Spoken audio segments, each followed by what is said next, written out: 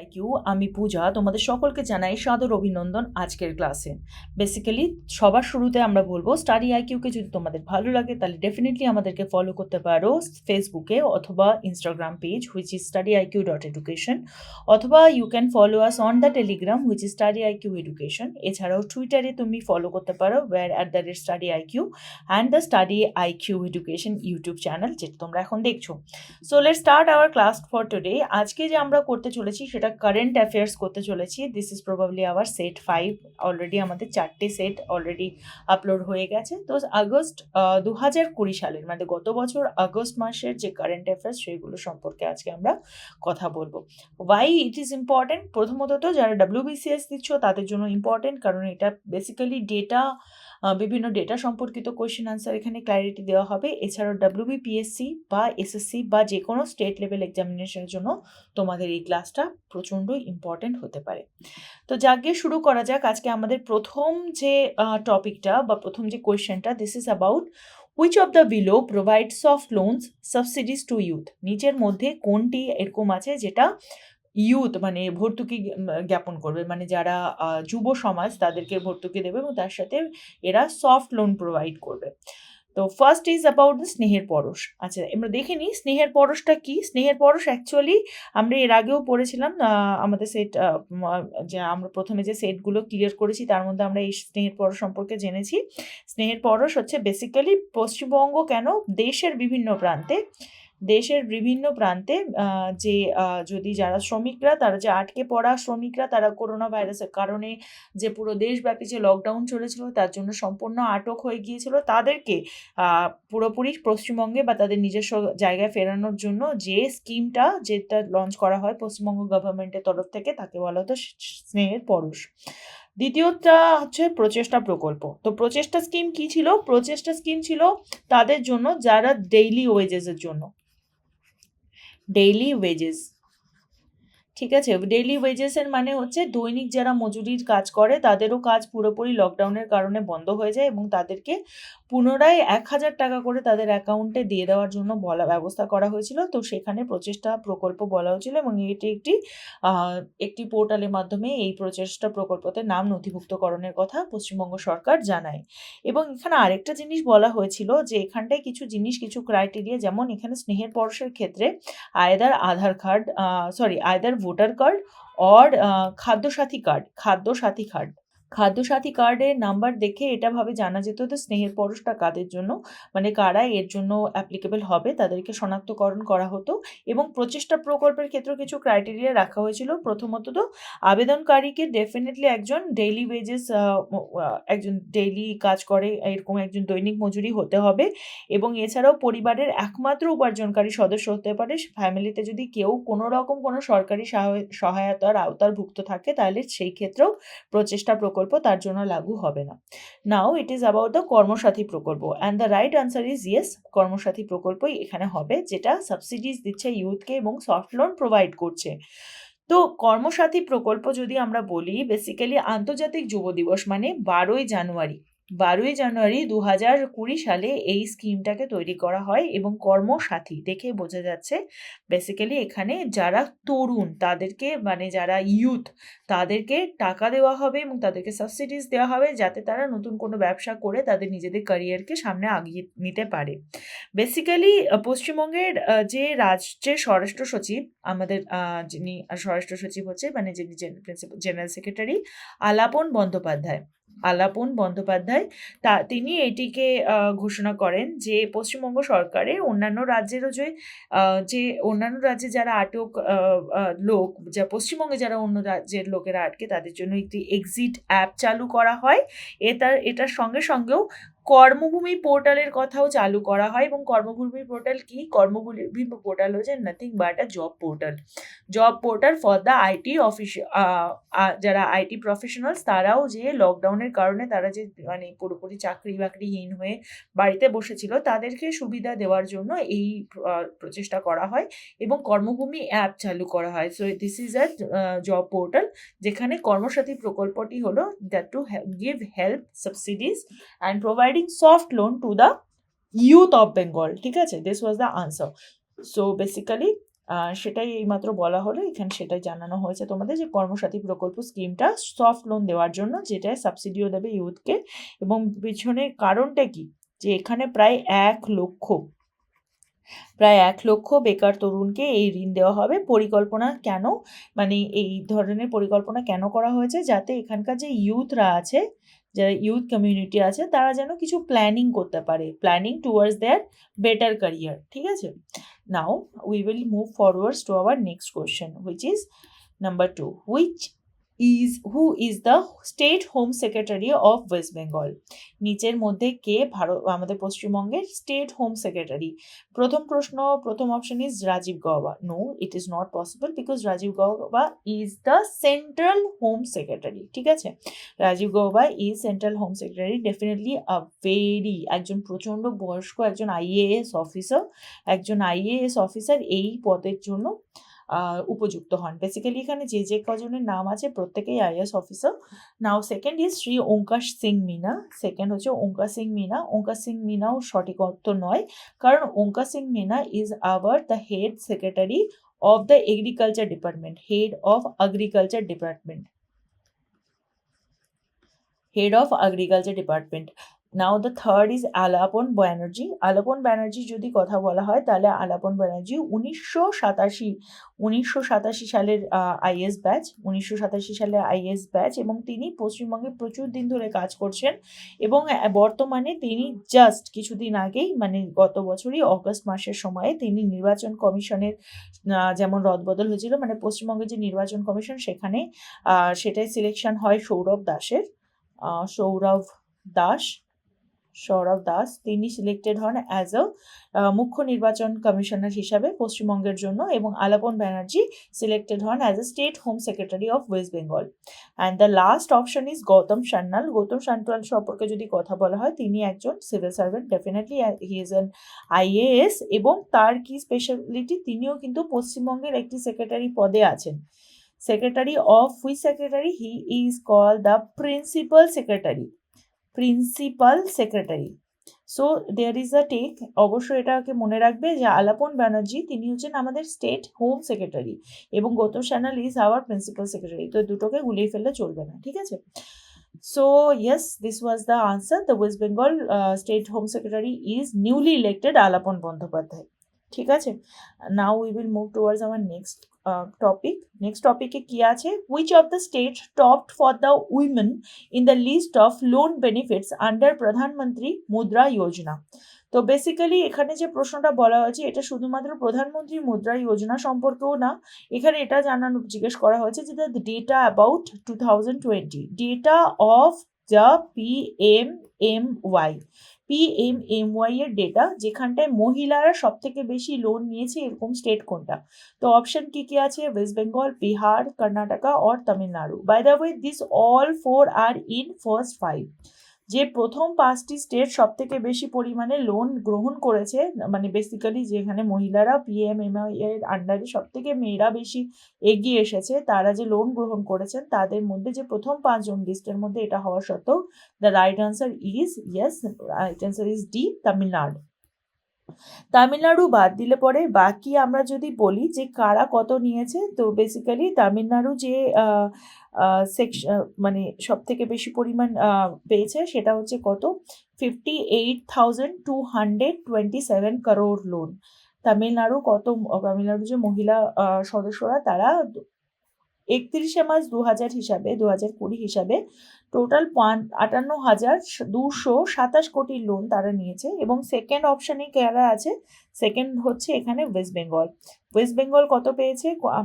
West বেঙ্গলও কিছু এখানে 55 crore something 232, yes 55 crore 232 crore loan পেয়েছে। এবং থার্ডে রয়েছে Karnataka. So in the case of Karnataka, it is 47,714 crore. আর হচ্ছে ফোর্থ নাম্বারে আছে বিহার। তো বিহারের মহিলারাও পিছিয়ে নেই, তারাও খুব ভালোভাবে এখানে কাজ করেছে। এখানে রয়েছে এরা 44,879 crore। এই হচ্ছে লোনের একটা স্কিম এইটা চলেছে, এবং এইটা মুদ্রা, যদি আমরা প্রধানমন্ত্রী মুদ্রা লোন সম্পর্কে বলি, বেসিক্যালি এটা বিভিন্ন রকম নন কর্পোরেট, নন ফার্ম, তারপরে যারা স্মল স্কেল ইন্ডাস্ট্রি, ক্ষুদ্র শিল্প এবং এই সমস্ত আন্ডারে 10 লাখ টাকা পর্যন্ত, মানে 10 লাখ টাকা অবধি লোন দেবে। এবং এর যে মার্জিনটা, এটা বিভিন্ন সেকশনে ডিফারেন্ট হয়ে যাবে। প্রথমত যারা শিশু, তাদের ক্ষেত্রে এটা হচ্ছে 50,000 টাকা।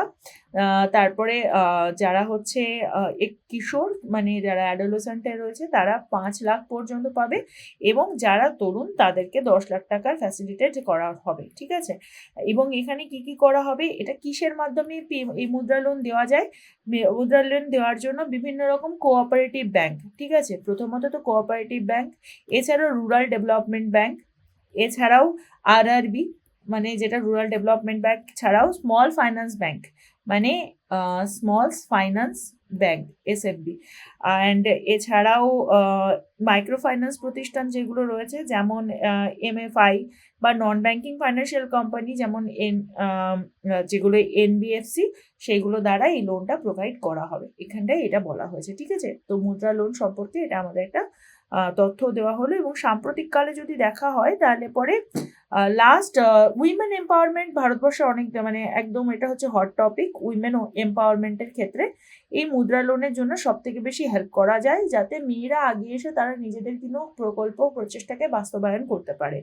এবং এক্ষেত্রে আরেকটা জিনিস বলার, যে প্রধানমন্ত্রী জীবন জ্যোতি বীমা যোজনায় এবং প্রধানমন্ত্রী সুরক্ষা বীমা যোজনাতেও কিন্তু মেয়েদের তালিকাভুক্তি বেশি, ঠিক আছে। প্রধানমন্ত্রী সুরক্ষা বীমা যোজনা মানে পিএমএসবি আর পিএমজেবি, এই দুটোর জন্যই মেয়েদের কি পিএমজেবি অ্যান্ড পিএমএসবি, এই দুটোর ক্ষেত্রে কিন্তু মেয়েদের অনেক বেশি এর মধ্যে এনলিস্টেড হতে বা নামকরণ করতে দেখা গেছে সব থেকে বেশি পরিমাণ, মানে বেসিক্যালি মহিলারা এর গ্রাহক বেশি। Okay, now we will move forward our next question. It's about matching the correct alternatives. নিচের মধ্যে সঠিক alternatives কে ম্যাচ করতে বলা হয়েছে। First is Saina Nehwal with lawn tennis. No, it is not right, because Saina Nehwal is a badminton player, right? Now the next is Paulami Ghatak table tennis. বাকি দুটো হচ্ছে Sania Mirza badminton. No, Sania Mirza is about lawn tennis, and Leander Paes, he is also very like a renowned champion এবং বাঙালি। তো he is also a player of the lawn tennis. So the right answer is Paulami Ghatak table tennis. তো পৌলমি ঘটকের এই প্রশ্নটা এখানে দেওয়ার কারণ এটা, যে 2020 সালের অগস্টের 24-এ তিনি 37 বছরে তিনি তার টেবিল টেনিস ক্যারিয়ার থেকে নিজে রিটায়ারমেন্ট নিয়েছেন। বেসিক্যালি যদি আমরা পৌলমি সম্পর্কে আমরা পুরো জানতে চাই, কলকাতা থেকে তার জন্মই হয়, এবং তিনি 7 বার ন্যাশনাল চ্যাম্পিয়ন হন, যেখানে ইন্দুপুরি 8 বার হন। তো ইন্দুপুরি ও is like the highest national championship in table tennis. What? In table tennis, যেখানে পৌলমি ঘটক হচ্ছে 7 বার ন্যাশনাল চ্যাম্পিয়ন হয়েছিলেন। বেসিক্যালি তিনি জুনিয়র ন্যাশনাল চ্যাম্পিয়নশিপ জিতেছিলেন 3 বার, জুনিয়র মানে আন্ডার 18, এবং পরে সিনিয়র ন্যাশনাল চ্যাম্পিয়নশিপ 7 বার জেতেন। এবং সময়কালটা কত ছিল? 1998 থেকে 2016 অবধি কন্টিনিউয়াস তিনি জেতেন। এবং এর মধ্যে একটা ব্যাপার, যে মহিলাদের যে সিঙ্গলসের গেম হয়, মানে টেবিল টেনিসের সিঙ্গলস অ্যান্ড ডাবলস দুটোর ক্ষেত্রেই তিনি 2006-এ তিনি সাউথ এশিয়ান ফেডারেশন গেমসের গোল্ড মেডেলিস্ট ছিলেন। So she also South Asian ফেডারেশনে SAF এর যে গেমস হয়েছিল তাতে তিনি গোল্ড মেডেল পান। এছাড়াও তিনি প্রচুরবার বিভিন্ন কমনওয়েলথের মধ্যে তিনি লন্ডন ও অন্টারিওতে যে কমনওয়েলথ হয়েছিল সেখানটায় চ্যাম্পিয়নদের মধ্যে তিনি ব্রোঞ্জ পদক জিতেছিলেন। এবং পৌলমীকে যখন জিজ্ঞেস করা হয় after her retirement what is her plan, she wants to be a very good coach. তো তিনি জানিয়েছেন যে ভবিষ্যতে নিজেকে একজন সফল এবং দক্ষ কোচ হিসাবে দেখতে চান for in the contribution of the table tennis, ঠিক আছে। Now the next question is about very data oriented question, and this is which of the below is correct about Sonam Sering Lepcha? নিচের কোন তথ্যটি সোনাম সেরিং লেপচা সম্পর্কে correct? তো first, Lepcha started his career as a mountaineer. No, this is not a right answer, because Lepcha started his career as a soldier. Yes, he started his career as a soldier.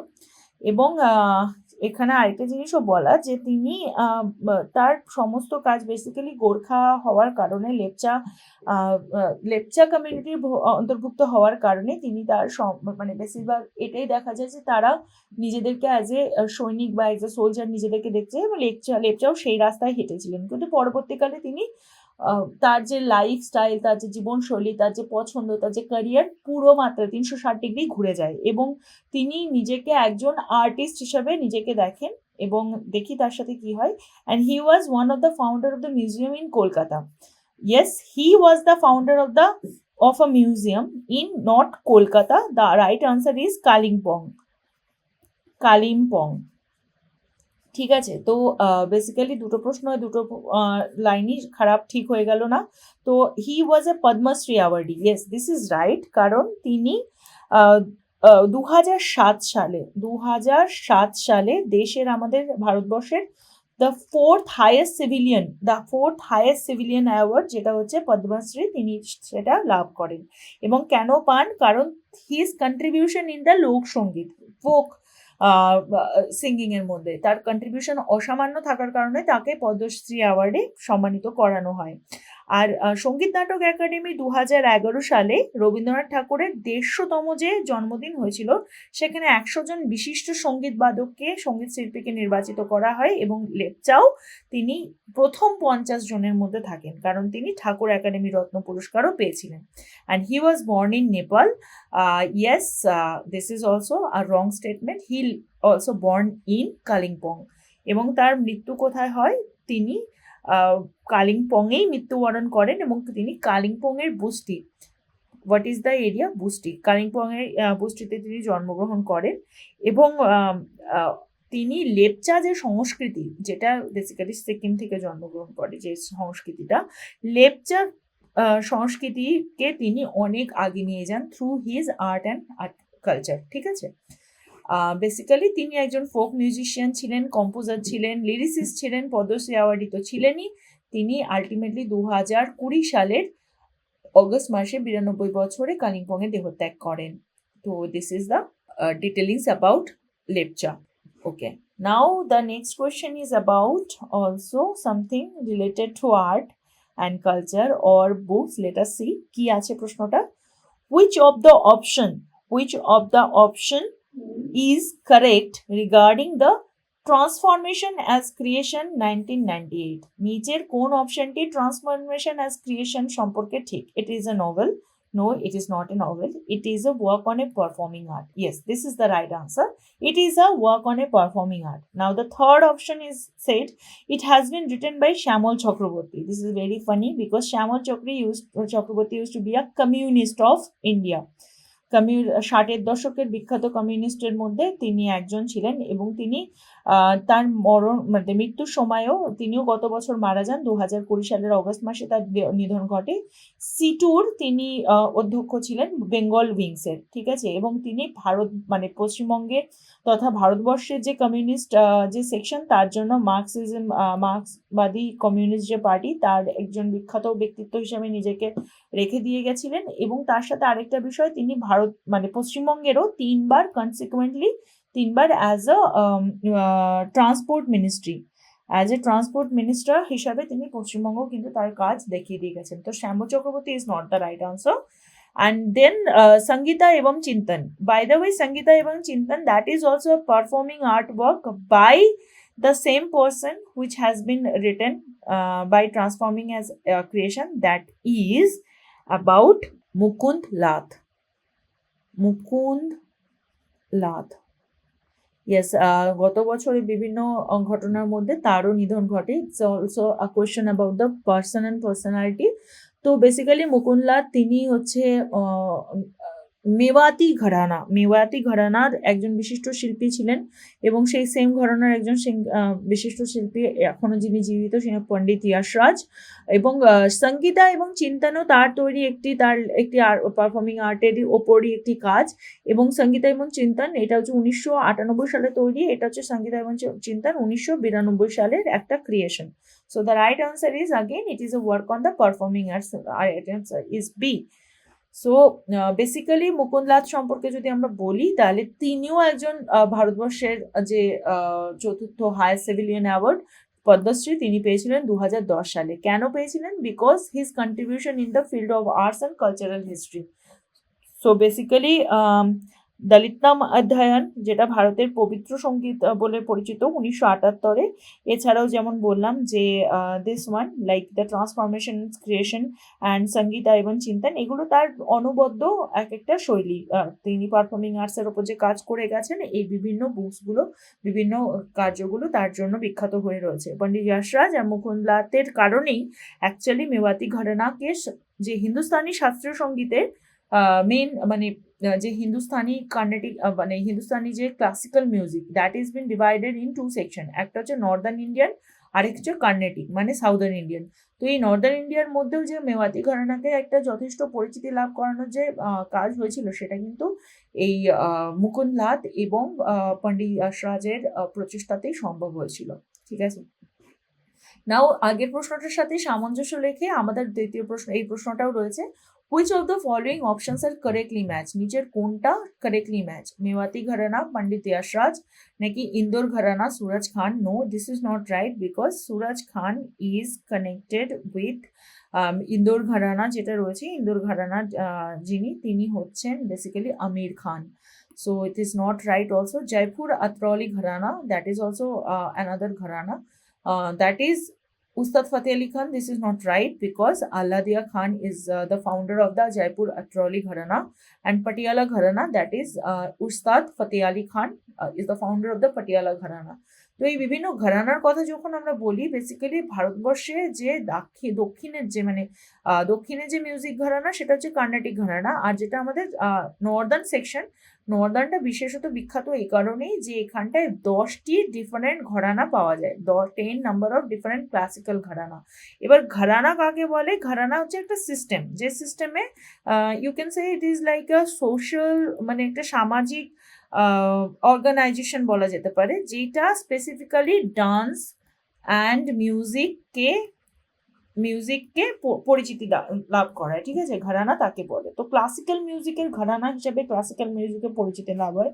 তো আমাদের এই যে প্রশ্ন মেওয়াতি ঘরানা, যেটা এইমাত্র আমরা জানলাম, Mukundlal is one of the very important personality of it. তো এই মেওয়াতি ঘরানাটাও অলসো, এটা আরেকটা নাম আছে জয়পুর মেওয়াতি ঘরানা, সেটা প্রচণ্ড বিখ্যাত, বিকজ এটা it's a tribe of Hindustani classical music. ভারতীয় শাস্ত্রীয় সঙ্গীতের একটি ট্রাইব হিসাবে বা একটি বেসিক জায়গা হিসাবে এটা নিজেদেরকে পরিচিতি দেয়। এবং গজে নজির খান, ওয়াহিদ খান, এরা দুজন ছিলেন মেওয়াতি ঘরানার ফাউন্ডার। যেখানে আমরা বললাম যে ইন্দোর ঘরানার ফাউন্ডার ছিলেন আমির খান, জয়পুর আতরওয়ালি ঘরানার ফাউন্ডার ছিলেন আল্লাদিয়া খান, পাটিয়ালা ঘরানার উস্তাদ Fateh Ali Khan. Other than that বাকি যে ঘরানাগুলো, সেইগুলোর সাথেও এটা বিভিন্নভাবে যুক্ত, বিভিন্ন সময় বিভিন্নভাবে এগুলো তৈরি হয়েছে। বেসিক্যালি এখানে একটা গুরু শিষ্য পরম্পরা চলে, একটা গুরু শিষ্য পরম্পরাতে এই ঘরানাগুলোকে কন্টিনিউশন দেখা যায়। এবং যেখানে ডিসাইপল যে হয়, মানে যে শিষ্য হয়, সে একটা পার্টিকুলার গুরুর কাছে গান শেখেন বা তার কাছ থেকে তালিম নেন, এবং তার নলেজ এবং স্টাইল সম্পর্কে তিনি জানেন। এবং সেই নলেজ এবং স্টাইল কিভাবে তার কাছে প্রাপ্ত হয়? From the typing the specialty of the musical gharana. So this was the details about the Mewati ঘরানা। আর মেওয়াতি কেন নাম? কারণ দিল্লির কাছাকাছি একটা শহর আছে মেওয়াত বলে, সেইখানের কারণে জয়পুর এবং দিল্লি, মানে রাজস্থান এবং দিল্লির কনজুগেট যে এরিয়াটা, সেখান থেকে এটার শুরুয়াত বলে একে মেওয়াতি ঘরানা বলা হয়। So this is going to be the last question of today's, which is of the option correct regarding মুদ্রা লোন। নিচের কোনটি মুদ্রা লোন সম্পর্কে সঠিক? প্রথমত তো বলা হয়েছে the minimum age of the applicant must be 21. No, this is not right. The minimum age of the applicant must be 18 years. Yes, the must be 18 years. Now the second is the maximum mudra loan age limit is set to 65 years. সব থেকে বেশি কত ধরা হয়েছে? 65 years. Yes, this is the right statement. Now the third is collateral or third party security is required. No. In case of the প্রধানমন্ত্রী মুদ্রা loan, যেটা সম্পর্কে আমরা একটু আগেই বলছিলাম, যেখানটায় পশ্চিমবঙ্গের মহিলারা সেকেন্ড র্যাঙ্ক হোল্ডার, যেখানে তামিলনাড়ু ফার্স্ট র্যাঙ্ক হোল্ডার হয়েছে মুদ্রা লোনের ক্ষেত্রে। তো এই মুদ্রা লোনের ক্ষেত্রে কোল্যাটারাল ও থার্ড পার্টি যে সিকিউরিটি, যে কোনো লোনের ক্ষেত্রে কি হয়, যখন কোনো লোন তোমার কাছে স্যাংশন করানো হবে তখন you need to show a third party or a collateral. মানে যদি if you are not going to pay back your loan, তাহলে তোমার এই থার্ড পার্টি বা কোল্যাটারাল তোমার লোন পে ব্যাক করবে। তো এই ক্ষেত্রে মুদ্রা লোনের ক্ষেত্রে কিন্তু এরকম কোনো কোল্যাটারাল বা থার্ড পার্টি সিকিউরিটি প্রয়োজন হয় না। আর West Bengal women topped in the Mudra loan in 2020, no this is not right, the right answer is the Tamil Nadu, right? আমি তোমরা এটা জেনে গেছো। Now let's have a look of Mudra লোনের কিছু ডিটেলস আমরা দেখেই নিই, যে যখন আমরা জেনেই গেছি যে right answer is the option B, which is the maximum mudra loan age limit is set to 65 years. Now minimum age, এর minimum age কত? 18 বছর, যেখানে ওখানে দেওয়া ছিল 21 বছর, which is wrong. Maximum age কত? 65 বছর। কারা এই লোন অ্যাভেল করতে পারে? এই লোন যে কোনো নতুন বা এক্সিস্টিং ইউনিটের যারা হোল্ডার তারা যে কেউ করতে পারে। আর এখানে কোল্যাটারাল হিসাবে কাকে দেখা হচ্ছে? কোনো কোল্যাটারালের প্রয়োজন হবে না, মানে no collateral or third party security is required here. এই মুদ্রা লোন কাদের মাধ্যমে দেওয়া হবে? এক তো পাবলিক সেক্টর ব্যাংক বা প্রাইভেট সেক্টর ব্যাংক, অথবা রিজিওনাল রুরাল ব্যাংক, অথবা মাইক্রো ফাইন্যান্স ইনস্টিটিউশন। এর সম্পর্কে আমরা আগের প্রশ্নে পুরো ক্লিয়ারলি বলেছি। মুদ্রা লোনের জন্য কি অ্যাপ্লিক্যান্টসের কি ডকুমেন্টসের প্রয়োজন হয়? এক তো আইডেন্টিটি প্রুফ দরকার হয়, সে কোথায় থাকে সেখানকার রেসিডেন্সিয়াল প্রুফ প্রয়োজন হয়, অ্যাপ্লিকেশন ফর্ম দরকার, এবং পাসপোর্ট সাইজ ফটোজের দরকার হয়। That is the basic of the মুদ্রা লোনের ক্রাইটেরিয়াস।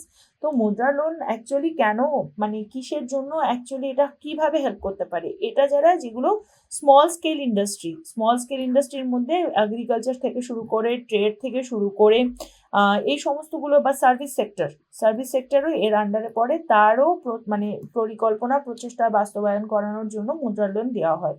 তো বেসিক্যালি বাণিজ্যিক যানবাহন, যেমন ধরো ট্রাক্টর, অটোরিকশা, ট্যাক্সি, ট্রলি, এগুলো পণ্য পরিবহন করা, বা 3 চাকার যে কোনো গাড়ি, ই রিক্সা, এগুলো কেনানোর জন্য মুদ্রা লোন দেওয়া হচ্ছে।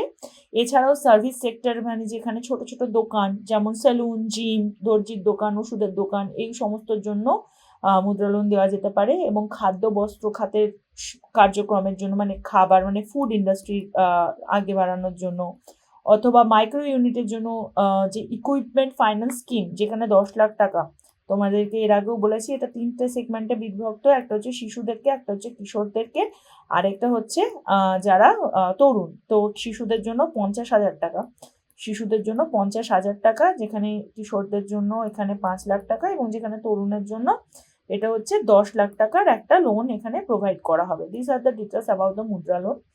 আর এখানে আরেকটা জিনিস অ্যাড করা যেতেই পারে, যে কৃষি মিত্র কার্যক্রম যেটা হয়, যেটা কৃষি ক্লিনিক বা কৃষি ব্যবসা সম্পর্কিত, মানে এগ্রিকালচারকেও বাহবা বা বাড়াবা দেওয়ার জন্য এই মুদ্রা লোনকে কিন্তু যে কেউ নিতে পারে, শুধু তাকে এই ক্রাইটেরিয়াগুলো ফুলফিল করলেই হবে। আর কি, তার এই বয়সের সীমা তার মধ্যে থাকতে হবে। তো এই লোন সকলের কাছে দেওয়া যেতে পারে, এবং যে কেউ এটা অ্যাভেল করতে পারে, যার অলরেডি আছে বা যারা নিউ একদম, অথবা যারা existed. For both the unit they can get the mudra loan. So yes, thank you very much. So this was the video for today, and if you want to contact us directly, so you can call on this number, which is 9580048004 and 7291059476. So hopefully this class was very much beneficial for you, and these classes are commencing in the Bengali, because these classes are solely for the Bengali mediums and the West Bengal itself. So I hope তোমাদের ভালো লেগেছে। তো please share the video, comment and like as much as you can. Thank you very much. Bye bye. Take care.